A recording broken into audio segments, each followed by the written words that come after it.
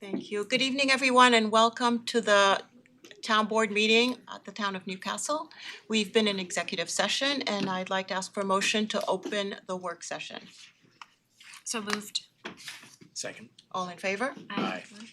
Okay, welcome, everyone. We are now in our work session. I know there are people here for the public hearing, but we have a work session scheduled in advance, so we'll hear a presentation on the Route 120 pedestrian bridge.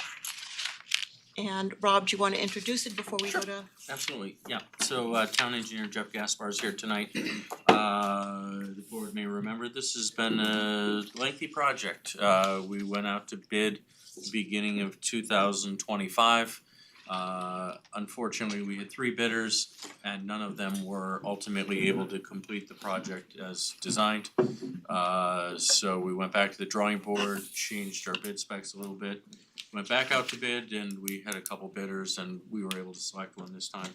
So we are nearing having a finalized plan now for the project. So Jeff will go over that for the Duck Pond Bridge and the Route 120 pedestrian bridge.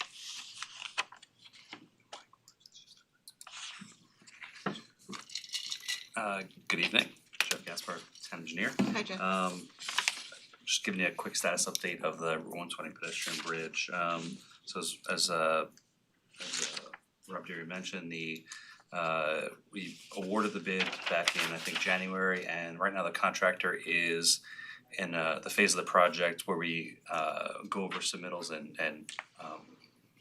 that when drawings are created, there's some detail that's left to the contractor, and right now he's submitting those details to really finalize the those fine details of the drawings.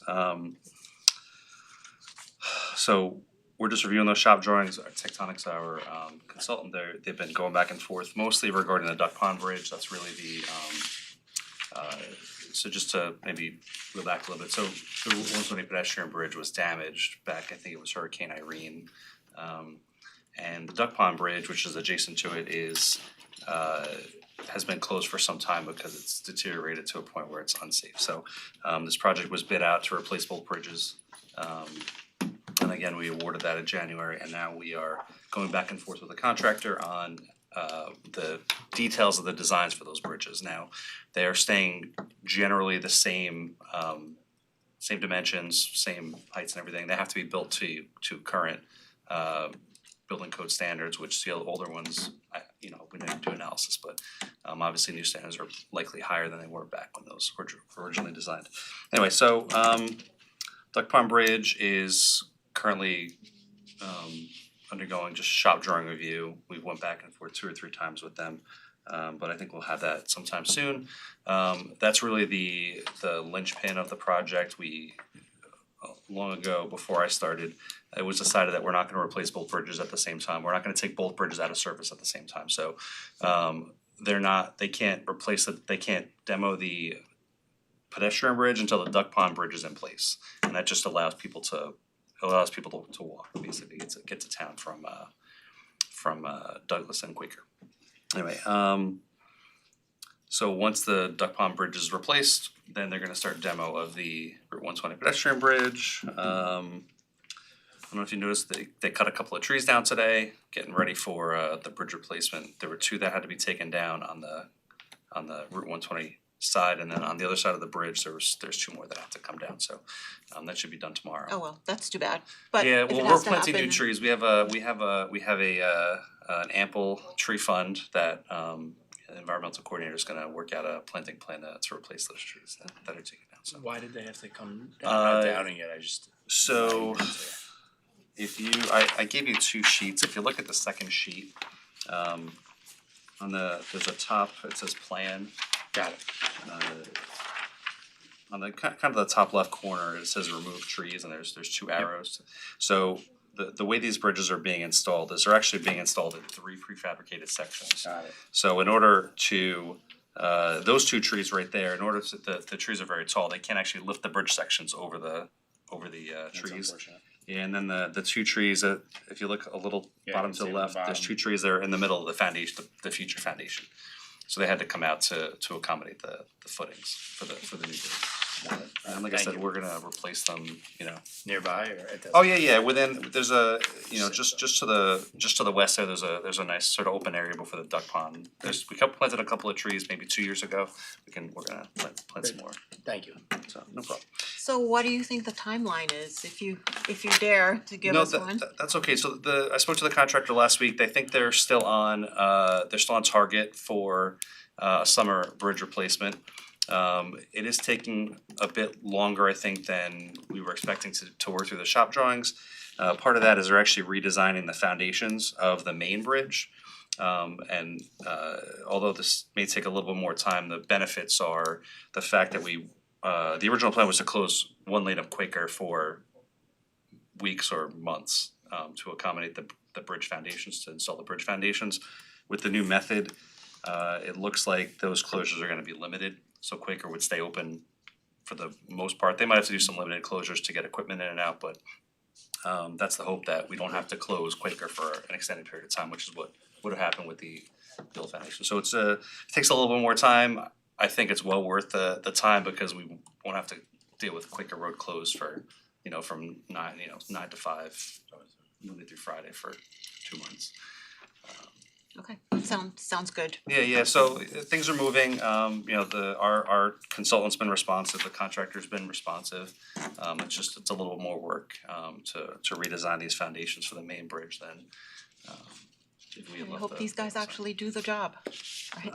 They have good I mean, experience. you've done all you can. Yes, they have good all of them. experience, I'm confident, you know, we've had conversations with them, they're qualified, they have the experience, so I have Great. have no concerns about They're engaged and you've had good communication Absolutely, yeah. since we engaged them, so. Absolutely. Yeah, so plan is ideally replace the Duck Pond Bridge probably sometime in May or so, late May, early June maybe. And then the pedestrian bridge would probably be towards the end of the summer, maybe August, something like that. So that's, then August, September would be when we're potentially, Opening the bridge, you know, there's gonna be stuff that needs to get done after the fact, grading and stuff like that, but I imagine the bridge would be installed probably September at the latest. my thought was just if we are shutting down Quaker for a little bit, it's the school buses. The That's the only whole time. the whole point of trying to get this done in the summer was to prevent school buses from having a step a ahead of me. detour or, we were very aware of you know, the traffic, and you know, just the town itself, there's a little bit less traffic during the summer, but definitely school buses. And just taking it a step back, and sorry, this is a dumb question, the foundations, that was part of, like, you're talking about there were issues with the Duck Pond Bridge redoing the foundation, that's part of the deterioration? So that the you're Duck Pond Bridge foundations we're reusing. The foundations for the Duck Pond Bridge are okay. We're really just replacing the bridge structure. So the new bridge structure is gonna be placed directly onto the existing foundations for the Duck Pond Bridge. Got it, The Route 120 pedestrian bridge, that's what I mean. that right now, there's the foundation for the bridge, they have wood timber piles at, you know, somewhere between 5 and 8 feet on center. Those are getting all removed, and we're installing they call them mini piles. They're basically steel reinforced concrete piles that are drilled into the rock there. And the hope is, I mean, you guys have thought this through, that while that's out, somebody who wants to walk into town from like Kip or down Quaker, they're gonna cross the Duck Pond Bridge, Correct. just walk on Douglas for a little bit. Yeah, it's, you know, Douglas is, It's not not ideal a to perfect work solution, on. but it's the best one we have. It's, yep, We- it makes Better sense, than no access. 100%. So that's the thought behind that. So if you have any questions, feel free. I live off of Douglas, I get asked about this bridge all the time, as Rob well knows, so I really appreciate, that's why I'm asking all those questions, these are questions I'm getting from residents, so thank you so much. Absolutely, yeah, like I said, you know, things are on schedule for that timeline right now. Phenomenal. Duck Pond Bridge for, you know, late spring and or early summer, and for 120 pedestrian bridge, hopefully completed by end of October, early September. Wonderful. Okay, thank you, I'm Jeff. sorry, end of August, early. End of August, yeah, thank you. And thank you, Rob, because I know this has been long in coming. We've had a lot of false starts Yeah. through no fault of our own or the staff, but thank you for sticking with this, and Yeah, and one get done. correction, it was East Ias, I think, an I named storm, but Oh, Irene okay. was an older Okay, one, so so it's- East Ias was okay, so it's not as was bad more as recent. as it sounds. Good. Yeah, but no, Jeff stepped in, this process has gone on so long that Bob Cioli started it Yeah. and Jeff kind of stepped in the middle and is carrying it to the end, so. It ought to be simple, but as we discovered, not a lot of contractors had experience with bridges. That was exactly So it. that's the problem. Couple that bid that had no experience with this type of construction. Okay. Looking forward to it. Thank you. Yeah, me too, me too. I love getting projects done and, you know, we're getting started soon, so This is a valuable one to the community. absolutely, So absolutely. much anticipated, thanks. All right. Okay, Rob, do you wanna go through the administrative items? Yes. Thank you, Jeff. Thanks, Jeff. We have two retroactive payment of claims, one for a check run dated March 13th and one March 18th. We have the adoption of the monthly reports from February of 2026, adoption of the meeting minutes from February 2026, the authorization to attend the Cornell Local Roads Program, their annual highway school for Department of Public Works. We're sending one foreman. The meeting is, the program is June 1st to 3rd, and a total cost not to exceed $750. We have the authorization to approve the annual ECI contractual increase for 2026 for contract operations at the Millwood Water Treatment Plant. That's Veolia is our water treatment plant operator.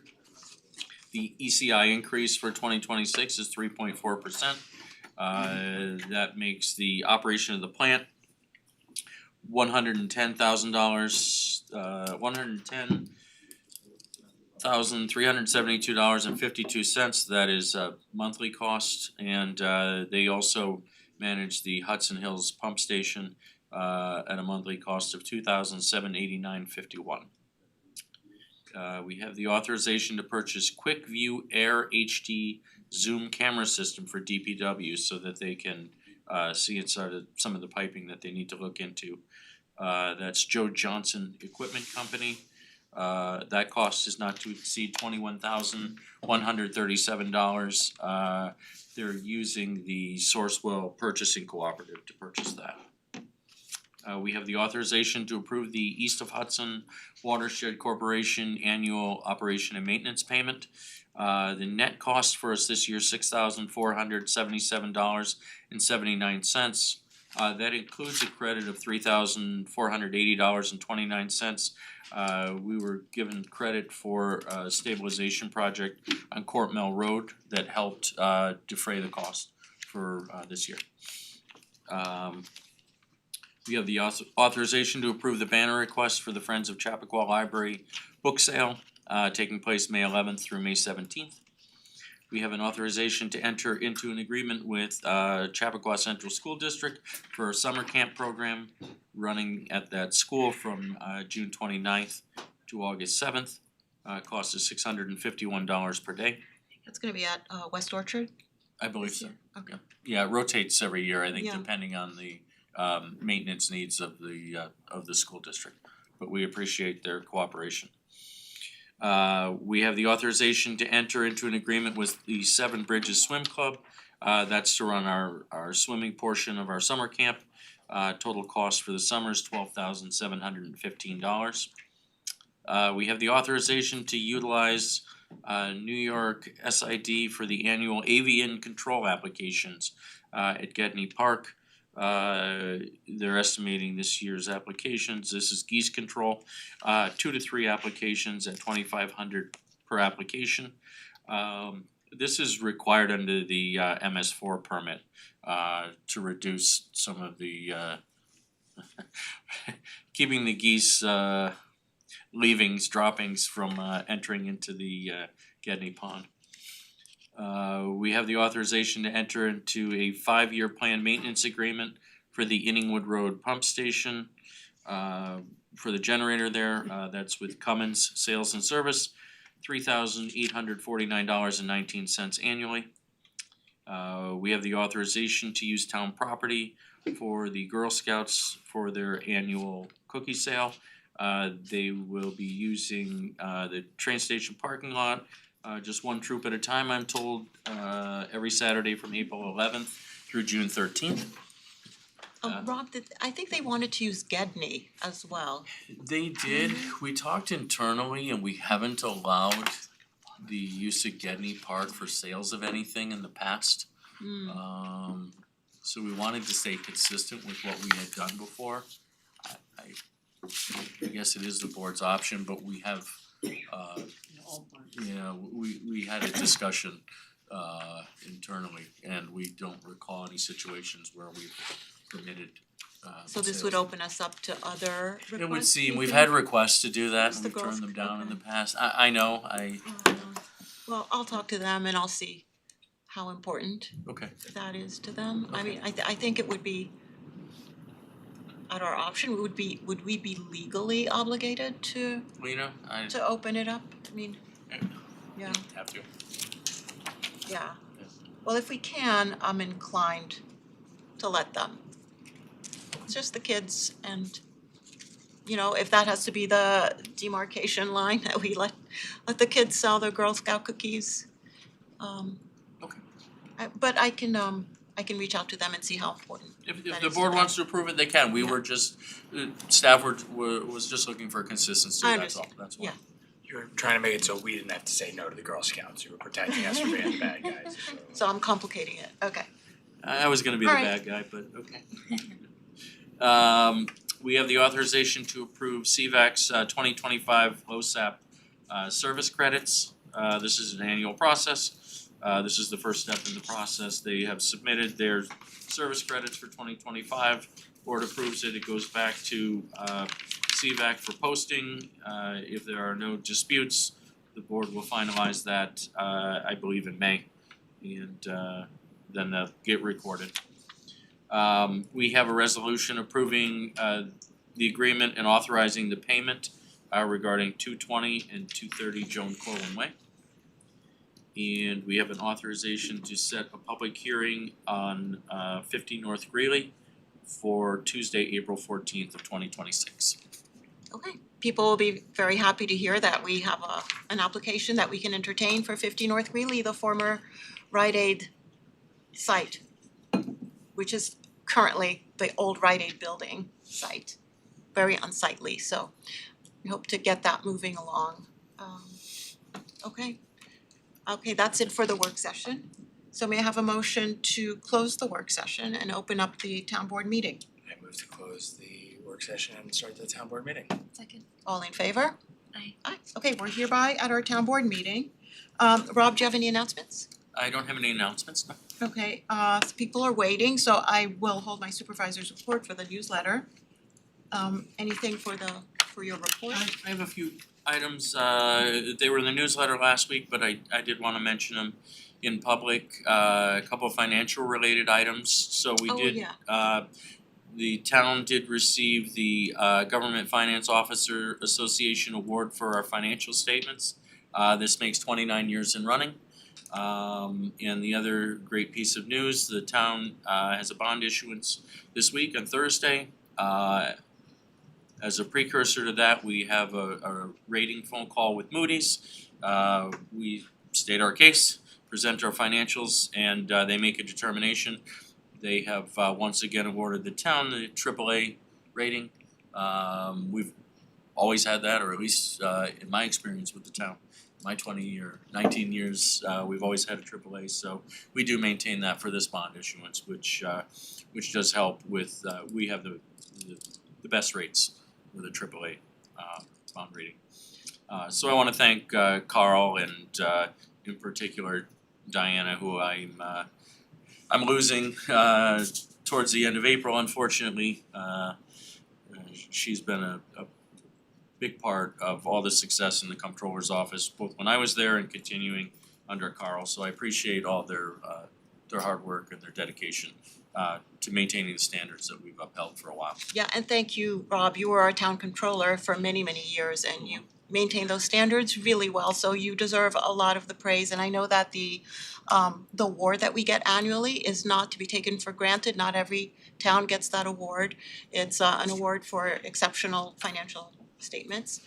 And so that one in particular was for 2024, I believe. 2024, yeah. So that's still when you were town controller, Okay, yeah, right? So fair enough, you yes. still get the credit for that, but we also thank Carl who took over and is doing a great job. So we've had we've been very fortunate to have great staff here, so just wanna recognize that and thank you.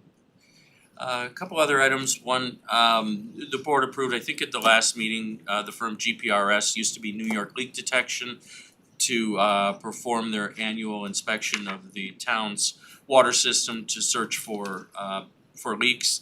What happens is they come out overnight and they actually have listening devices so that they can hear any water that's running through the pipes when it shouldn't be. April 6th, they will begin to be in town. So as I did last year, I will send out an e-alert and I'll have actually a picture of the van that they'll use. So if you see them around town in your neighborhoods overnight, they're legitimate. It's a marked van. You won't see a white van sitting out in front. It will be marked, but we've used this firm for many years and they help us to detect leaks and keep our the amount of water that we lose to a minimum. Great. Finally, for the administrator's report, I don't wanna make her cry, but after about close to 8 years with the town, Lauren Cascone, my assistant, is moving on to I don't know if greener pastures, different pastures, but she will be missed. I wanna thank Lauren for 8 years and in particular this last year, in my transition from the comptroller's office to the administrator's office. I couldn't have done any of the work that I've done without her assistance, and probably more than anyone, I will miss her. So, yeah, I don't wanna make you cry again, but I'll miss you too, Lauren. Best of luck. Yeah, Lauren has done a lot of work and you've been going back and forth between the town administrator's office and the town clerk's office, and it's been a lot, and I just wanna thank you. You've always done your work so thoroughly and always cheerfully, and it's been a real pleasure to work with you. So I know you'll be here for a while longer, but we'll be accepting your resignation today reluctantly. So best of everything to you in your next chapter. Okay. And that's all I That's have. it? Okay. All right, so now we've reached our public comment period. This is not the public hearing. This is public comments for other matters. Is there anyone in the audience wishing to make a public comment? Okay. Is there anyone online for public comment other than the Best Systems public hearing? No hands are raised. Okay, so now we will open up the public hearing on battery energy storage systems. May I have a motion to do so? So moved. Second. All in favor? Aye. Okay, so do we have a sheet going for people? Has anyone signed in? Okay, so I should have said this at the beginning. So for anyone wishing to make a public comment, which I believe is probably everyone here, please write your name and have we not started it? Okay. So please write your name on the sheet of paper and we will call you up.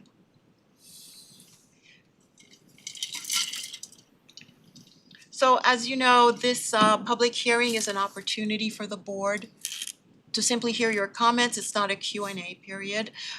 You have the current proposed legislation.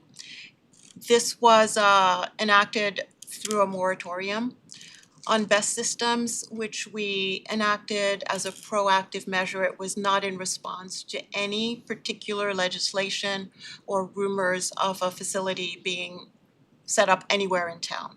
This was meant to apply to everywhere in the town of Newcastle, and it was a proactive step.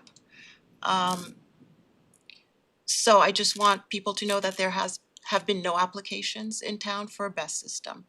So we are keeping an open mind. We will listen to all viewpoints, and everyone is welcome to give their opinion. And also, if you have very lengthy presentations, please feel free to send those to us. We have limited time here, and so we welcome written feedback as well as verbal feedback at the microphone.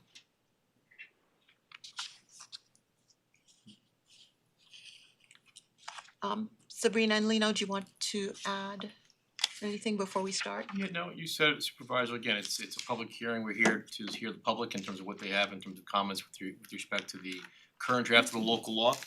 And again, depending on what the board wants to do, they have the option to close the public hearing, continue it, depending on the public comment you receive tonight. Okay. Sabrina, do you wanna give a little background for anyone who hasn't been following? Sure, happy to do so. In February 2025, we adopted the moratorium to prohibit the review and approval of applications to permit battery energy storage systems throughout the town.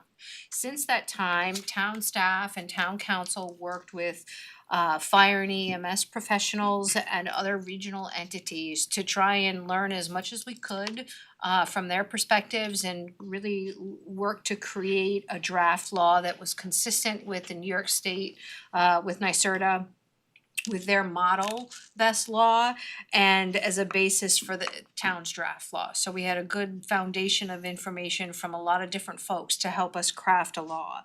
We originally, as you know, drafted a permissive law which would have allowed tier best systems in town, tier 1, tier 2, and tier 3.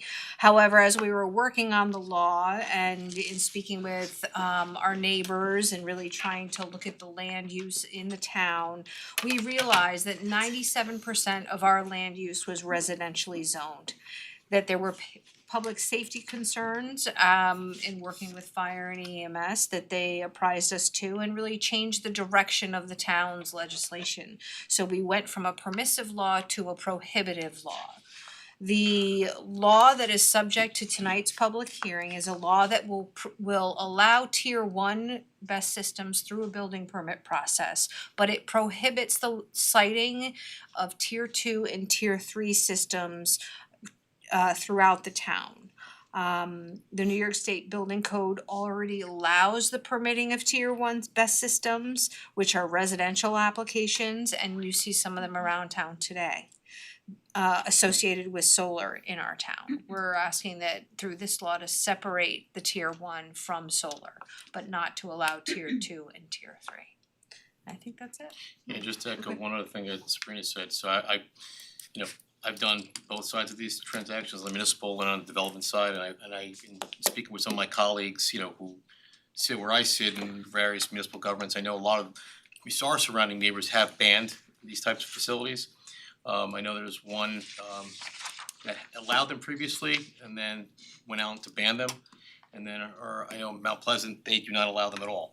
So then those are recent developments within the past year of that legislation being enacted in those municipalities. But again, just speaking to other town attorneys and on this issue, they and those communities have banned best systems. Again, with limited exceptions, because some of them had systems already that now have been grandfathered, but in terms of new best systems in those communities, they do not allow them. Do you have a comment? Do we wanna speak to how tier 1, tier 2, and tier 3 were defined? Just because there've been some questions about. I'd rather have the public comment first, then we can talk about that, yeah. Right, I mean, tier 1 is properly defined. We need to define tiers 2 and 3. Yep.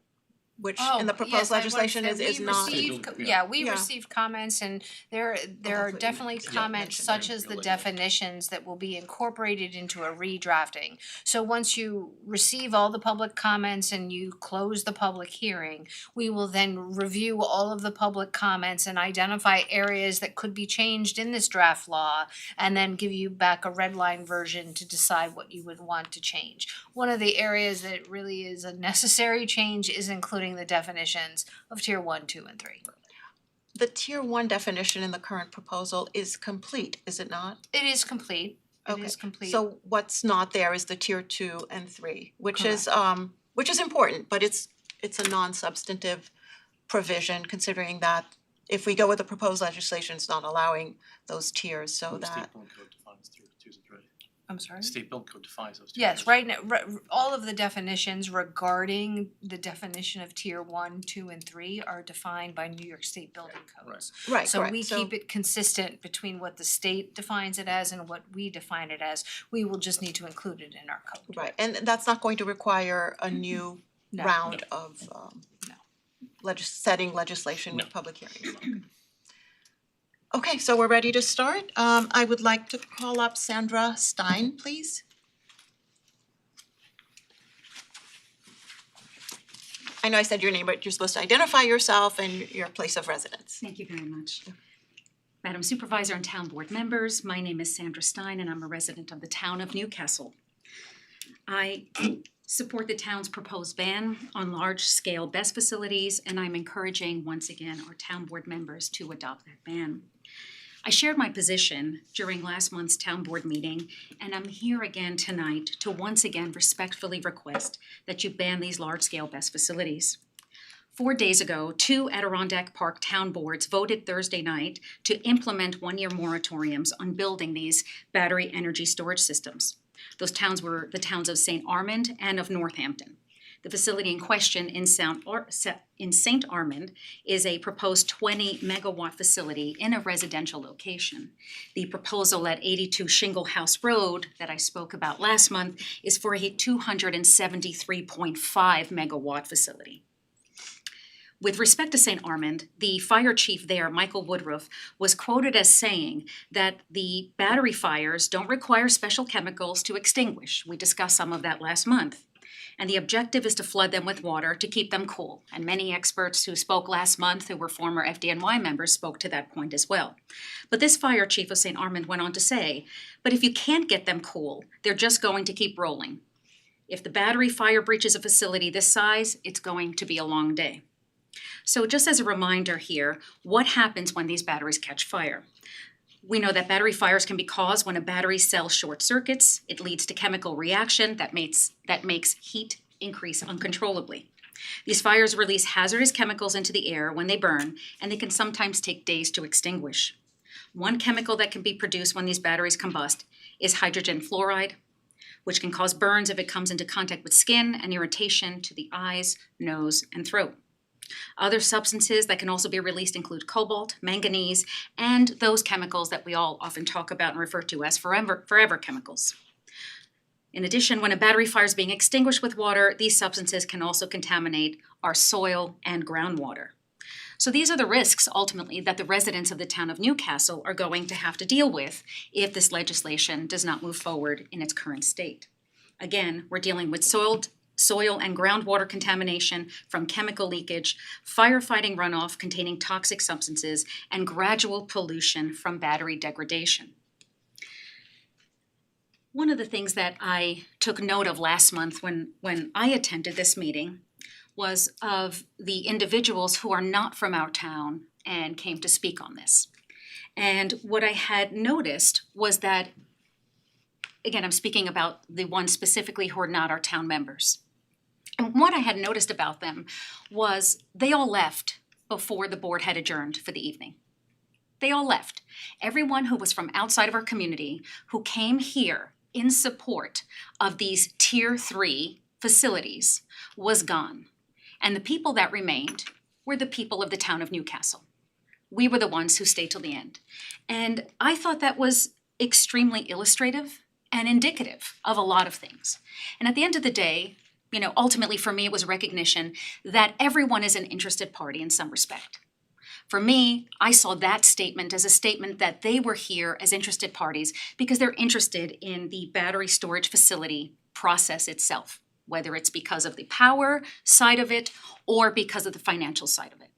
Well, I'm here and I'm standing here tonight and I recognize that I too am an interested party here.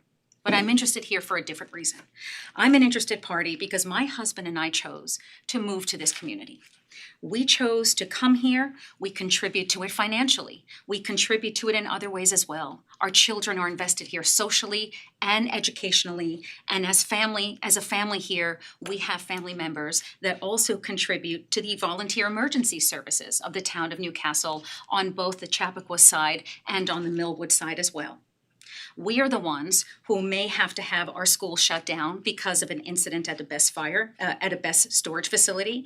We are the ones who may have to face evacuation, and we are the ones who may have to deal with our first responders being overextended, overstretched. Not these interested parties, because they can go home before any of this falls on their lap. So I just want to reiterate a point that I made last month, which is that communities that are residential like ours are simply not the kinds that are suited for these kind of facilities. And I once again most respectfully urge our town board members to support the town's proposed ban on large-scale BESS facilities. Thank you all. Thank you. I would like to call Zachary Bergman.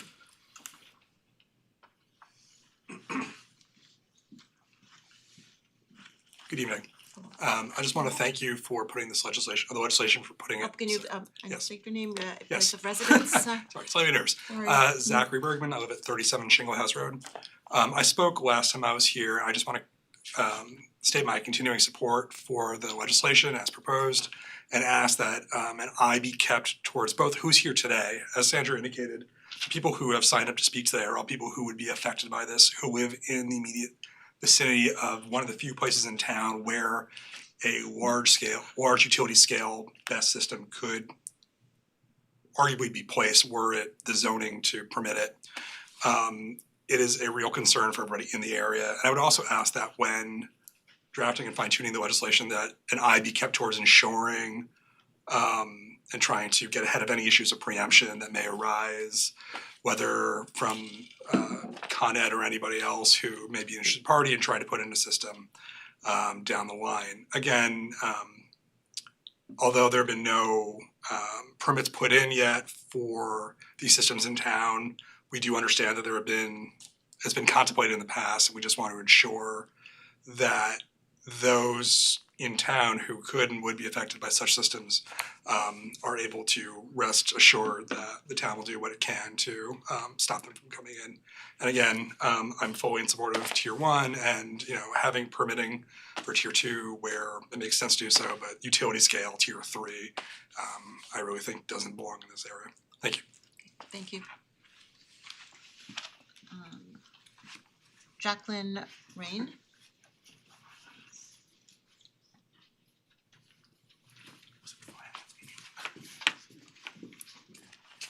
Hi, I'm Jacqueline Rhines. I live on Shingle House Road. Hello. Hello. Town supervisor, members of the board and the town, thank you for hosting this today. I join my fellow neighbors and Newcastle residents that have already spoken this evening in my support of this legislation and banning large-scale battery facilities in the town of Newcastle.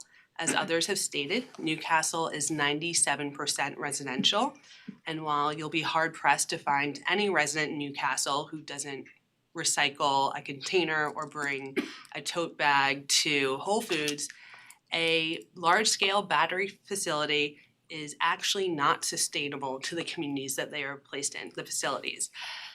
For example, one day I was driving past a road sign, I'm a little nervous, let me slow down. I was driving past a sort of garage sale on my block and a house that I've always admired in the 2 years I've been here. It's a beautiful home. It's from the 1700s. It has a large pond in the front. The owners would put up wildlife crossing in the spring so people wouldn't hit the migratory birds or turtles. It's really lovely. The home is one of the oldest homes in Newcastle. There are carriage houses and walking trails, and a little bit of it, just a little, borders the Con Ed substation. But you wouldn't know it if you were walking this property. And they were having a garage sale. So I drove there and I introduced myself to my neighbors, and I was eager to find out about who was moving in, perhaps a new family that my children could grow up with. And my heart skipped a beat and my stomach dropped when the sellers, my neighbors, told me that they sold their home to an anonymous LLC. This home that's been in the residents of Newcastle for almost 300 years now belongs to a corporation. The corporation was represented by a lawyer who essentially knocked on their door and said, "Name your price," and they did, and it was matched. So this family left, and now this house is out of the residents' hands forever. And I did some research, and who bought it? An energy company. And the energy company wants to build a 275 megawatt facility. That is the equivalent to 300 tractor trailers carrying of energy. This is in a half mile of Gedney Park. It's down the street from West Orchard Elementary School. Last meeting, there were experts here that said that fires are not regularly occurring at BESS facilities. That's not true. I Googled it. I found 10 cited sources of fires that have happened between March 2025 and January 2026. Last night in Kerrsville, North Carolina, a BESS facility in a residential community caught fire for the 4th time since 2022. When these catch on fire, you either let them burn or you use forever chemicals. Our homes' values will plummet, our water sources will be contaminated, our air quality will be destroyed, and the worst thing is it's being slapped and labeled as sustainable.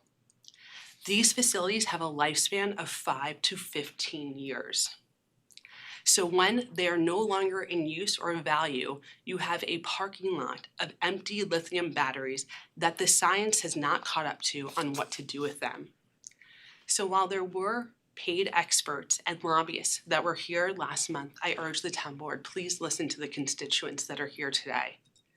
There are people here that do not care about the quality of life for the people, the animals, the community, but we do. We are not against battery energy. We understand how it's important to the greater good, but putting it in a residential community is absolutely dangerous. Thank you.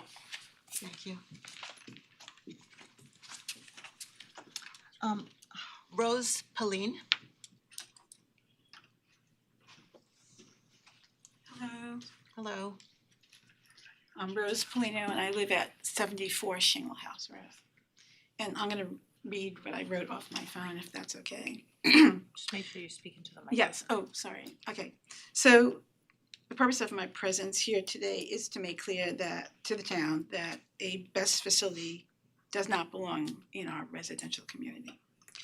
As mentioned, we live at 74 Shingle House Road, which is immediately north of 82 Shingle House Road, the proposed site of a BESS facility.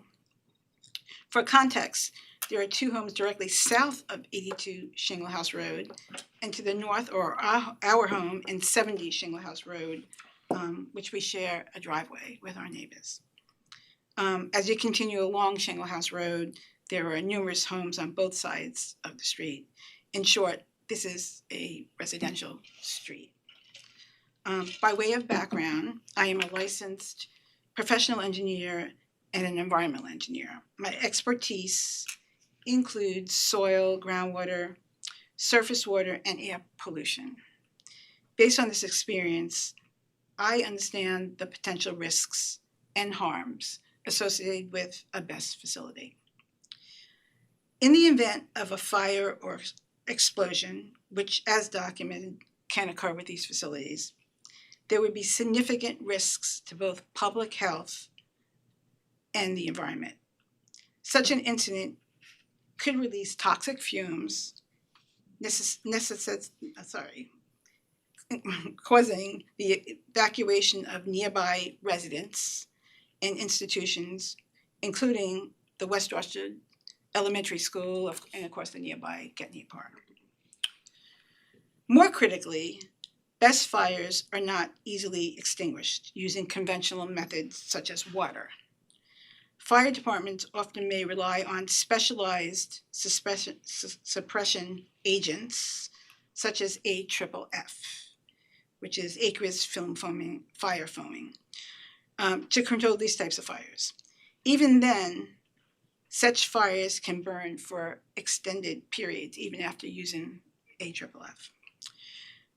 To put this into perspective, lithium-ion battery fires, such as those in electric vehicles, are already challenging to extinguish. I think some of us have seen a Tesla burning on the side of the road.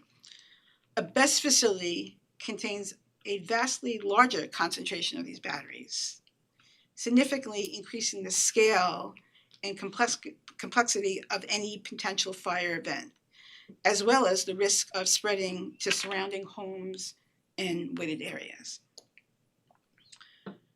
The use of AFFF, introduces additional environmental concerns.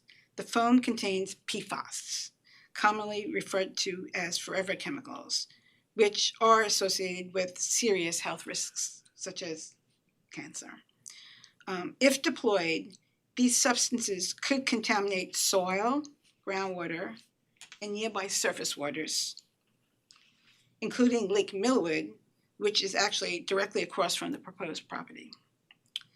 There's also potential risk to the aqueduct system located behind our properties, which supplies drinking water from the Catskill region to Millwood and onto New York City. The potential environmental and public health consequences are significant.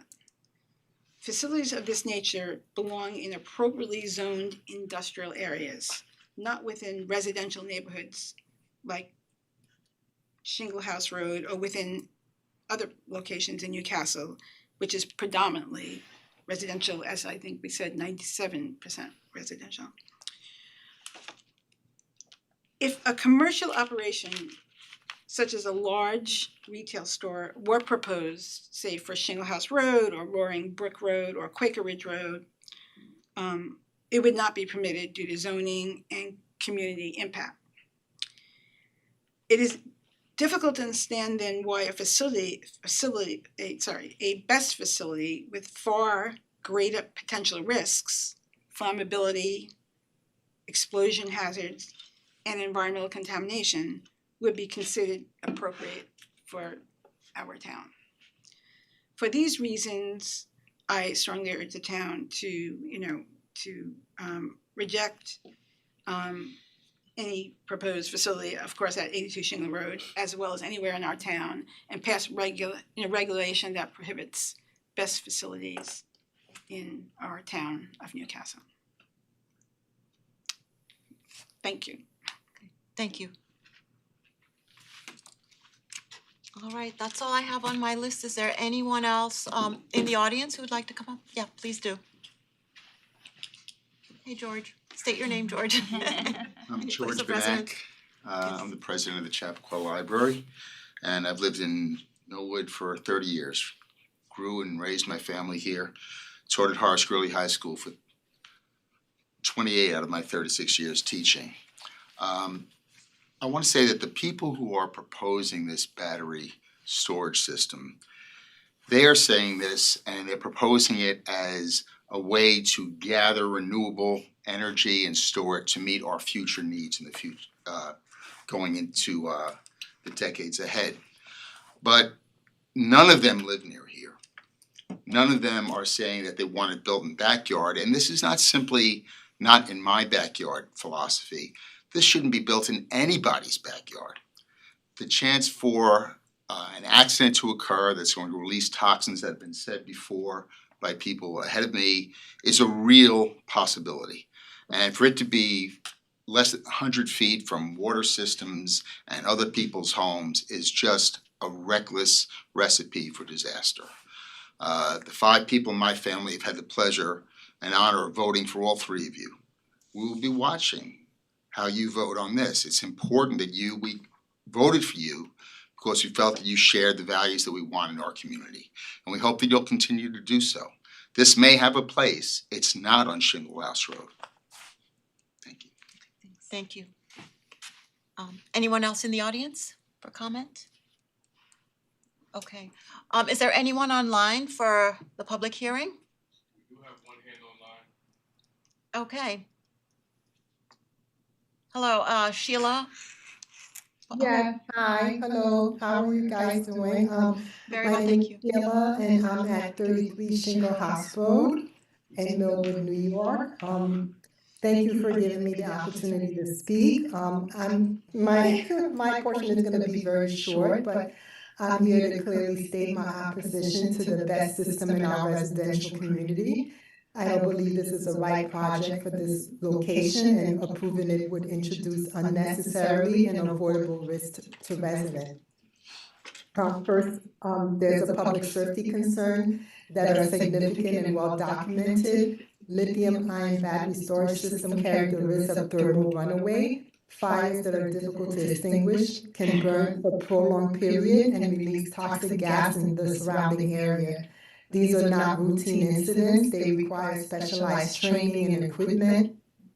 And I would ask the board directly, is our local fire department fully equipped and trained to safely manage these type of events if it were to occur? If the answer is anything less than a confident yes, then this project should not be approved in a residential zone. Secondly, this is an industrial infrastructure being placed in a residential neighborhood. These facilities operate continuously and they bring noise, large-scale equipment, safety risks, and visual impact that are incompatible with the character and expectation of a residential community. Once this is approved, this sets a precedent that opens the door for similar projects in the future, fundamentally changing our neighborhood over time.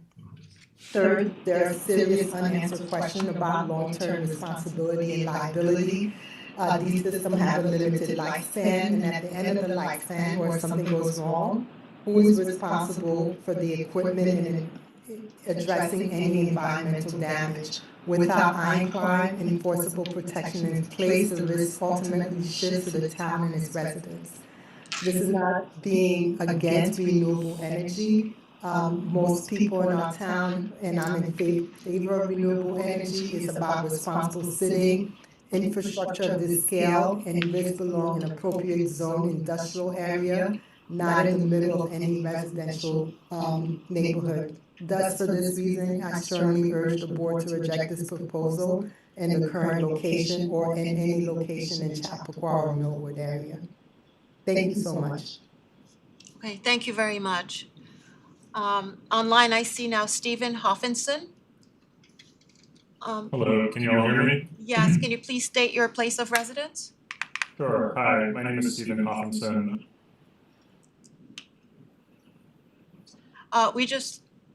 We just lost you for a second. Can you start over? I think you're on. Yes. Can you start over, please? Sorry. Sorry, my internet connection's been going on today. Hopefully it stays. Madam Chairman, members of the board, members of the community, thank you very much for having this hearing. My name is Stephen Hoffinson. I live at 50 Shingle House Road, and I am speaking, as everyone else has so far, in support of the ban of large-scale battery energy storage systems. I spoke at the last meeting. I want to remind you briefly of my background. I have a PhD in mechanical engineering with a focus on systems optimization, and I spent many years as an academic researching energy systems, sustainable systems. So I'm very familiar with this. I'm very committed to sustainability in my life and in my career. But I just want to reiterate what many other people have said. These are not sustainable for our community. There are bad negative impacts to the environment, to the ecosystems, and there are negative impacts to our people, which is very important. And the other thing I want to mention and state again is that we don't want to be the only community in Westchester that doesn't ban these things. If every other neighboring community does ban these things, we're a big target for those companies that want to put us in there. So I really think that we should move forward with banning any sort of tier 3 systems. I don't care what happens with the tier 2 and the language on that, but thank you for hearing me. Please ban large-scale battery energy storage systems. Okay, thank you very much. Next, we have Brandon Kavanaugh. I think your name is cut off on the screen, but can you please fully identify yourself and your place of residence? Sure, thanks everyone. Appreciate the opportunity to speak. My name is Brandon Kavanaugh.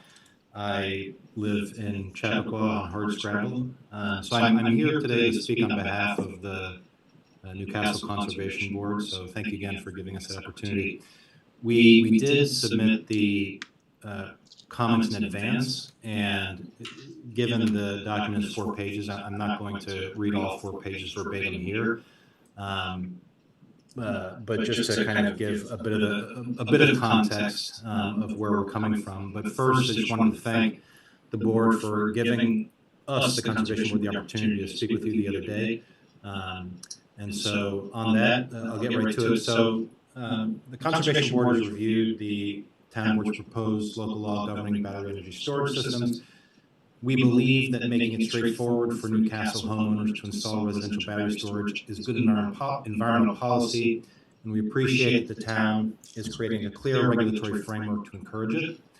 Our comments focus on the environmental dimensions of Tier 1 residential BESS, what the proposed law gets right, where we see an opportunity to strengthen it, and a few practical considerations we think the town should have on its radar as residential battery adoption grows across the community. We note the important reality that any new disturbance to the environment should be taken into consideration. So the environmental case for residential BESS in Newcastle is strong and impacts our community close to home. And so we want to just put residential BESS in an environmental context because we think the benefits are easy to understate. The most obvious environmental benefit is reduced reliance on carbon-based energy, but there's a second benefit that is specific to Newcastle and visible to anyone who's lived here through a significant storm. Specifically, when the power goes out, our neighbors feel the noise and exhaust of gas and diesel generators and the carbon emissions of gas, diesel, and propane generators. And the smell of exhaust and the constant engine drone and the carbon monoxide concerns and the greenhouse gas emissions. These are not abstractions, they're lived harmful and toxic environmental reality of power outages in a community like ours. So widespread residential BESS adoption would change that. A home with a battery system does not need a combustion generator, and as more Newcastle households install battery storage, outages become quieter, cleaner, and less disruptive for everyone, not just the homeowner who made the investment. This is a genuine community-wide positive externality, and we encourage the town board to keep it in mind as it calibrates the permitting framework. Every unnecessary barrier to Tier 1 residential installation has an environmental cost that is easy to overlook. So I just wanted to give that overall context, and then just, I'm not going to get into detail on our recommendations, but just read the 4 headlines. So our recommendation, the first is to consider the protection of our soil, groundwater, and wells in the permitting materials. Second recommendation is around end-of-life battery disposal that deserves a place in the permitting conversation. Third recommendation is outdoor BESS installations should be subject to the town's stormwater compliance and impervious surface review requirements. And then finally, recommendation number 4 is increased wetland scrutiny, fire suppression runoff, and the proximity to water courses. So in conclusion, and then I'll stop. So the Conservation Board believes the town board has taken a thoughtful first step with this proposed law. Residential battery storage is on balance a clear environmental positive for Newcastle, for our air quality, our carbon footprint, our noise environment during outages, and our community's resilience. So we offer these comments and recommendations not to slow that progress, but to help ensure that the environmental impact framework is as well considered as the technology it is meant to encourage. And it would be our pleasure to participate in any advisory working groups that may be created to further understand and explore the benefits and concerns raised by the prospect of increased use of BESS in Newcastle. So thank you so much for the opportunity, and again, we submitted the full written comments, should you Sorry, like to read can I them? ask, Appreciate it. just for a point of clarification? Yes. So your comments are limited to the Tier 1 proposal? That is correct. Which Exactly we're right. allowing in the proposed legislation, and you are not addressing Tier 2 or recommending Tiers 2 or 3? That's exactly right, we're signing. I just wanna clarify, okay, Yes, great, thank you, sorry to interrupt if you weren't, not at all. Thank you very much. alright, thank you. Okay, is there anyone else online for for the public hearing? Is that it? Do you see any other hands raised, not on the screen? Okay, last call for anyone in person before we close the hearing. Actually, we're not closing the hearing today. It's up to you, I mean, you close it, or if you wanna keep it open, you can keep it open, but that's up to the board. I would like to keep it open. I agree. Especially because we have 2 of our board members not here today. So I would like to make a motion to continue the public hearing and reopen it on March 24th. Our next meeting is March, I mean, not March. No, I'm sorry, April. I meant to say the motion to continue on April 24th. 28. 14. No, we One don't want, after that. we don't want it to 28th. be Okay. on the 20th. Okay. I see, I have notes from last time, sorry. April 28th. our next meeting is April 14th, I believe. So we're not going to do it then. We have another public hearing on 50 North Greeley. So we're going to continue this on April 28th. Okay? All right, so may I have a motion to, Lena, I don't wanna close it, what is the, Just a what is the motion proper? just a motion to continue the public hearing to April 28th, which is a date certain to that meeting. Okay, may I have such motion? I have such motion. Second. Okay, all in favor? Aye. Aye. Okay, so that will end today's session. I wanna thank everyone who came, took the time to come and speak to us and share your opinions. We really highly appreciate your doing so and coming up to speak. I know it's not always easy to come up and speak in public, but we thank you for your participation and we thank everyone who came online as well. Okay, all right, so now we will continue our meeting. And I think so, Rob, you've gone through the consent agenda. Yes. The proposed actions will be in our resolutions, so we can get to our resolutions. Eric, do you wanna start us off? Sure, I'm move to adopt the items 1 through 15 as listed on the consent agenda. Second. Okay, all in favor? Aye. Alright, I move Go to retroactively approve the payment of claims in the amount of $825,087.81. Listed on the summary AP check register and detail voucher details report. Checks were printed and distributed each claimant listed on Friday, March 13th, 2026. Second. all in favor? Aye. Okay, Keep going? keep going, yeah. Alright, I move to retroactively approve the payments of claims in the amount of $264,495.11 listed on the summary AP check register and detail voucher details report. Checks were printed and distributed to each claimant listed on Wednesday, March 18th, 2026. Second. All in favor? Aye. Just do up to 5, I think there are 10 of them, so. Going up to 5? Yeah. Alright, I move to authorize the hiring of Victoria Bellevue for the position of part-time intermediate clerk within the town clerk / receiver of taxes department at the rate of $20 per hour effective March 23rd, 2026. Second. All in favor? Aye, Aye. congratulations. Yes. I move to accept the, are we sure with this one? No, I don't know, We can skip but it. I think we, Alright, I move to don't wanna accept the resignation of Lauren Cascone from the position of Assistant Town Administrator effective April 17th, 2026. The town would like to thank Lauren for her 8 years of service. Lauren, thank you. thank you, Lauren, thanks again. Thank you with a sad second. Okay, all in favor? Sadly, aye.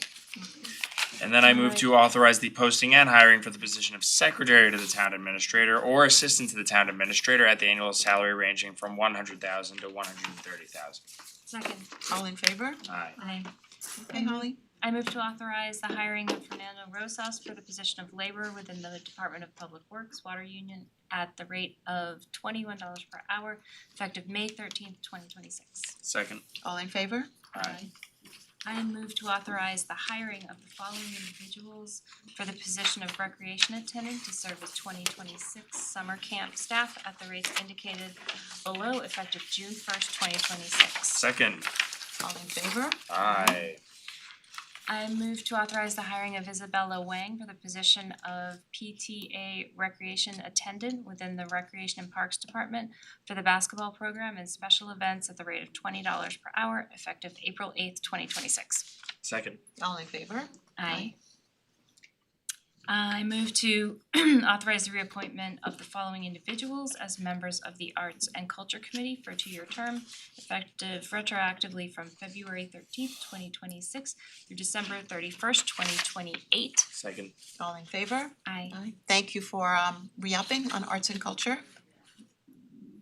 And I One move more. to authorize the hiring of Carl Short for the position of 4th grade police officer within the Town of Newcastle Police Department at the annual salary of $84,728.39 effective March 30th, 2026. This resolution revises the previous one adopted on January 20th, 2026. Second. All in favor? Aye. Aye. May I have a motion to adjourn the meeting? I move that we adjourn the meeting. I will second that. Okay, all in favor? Aye. Aye. We are hereby adjourned. Thank Thank you you, very everybody. much, everyone. Thanks. Have a good night.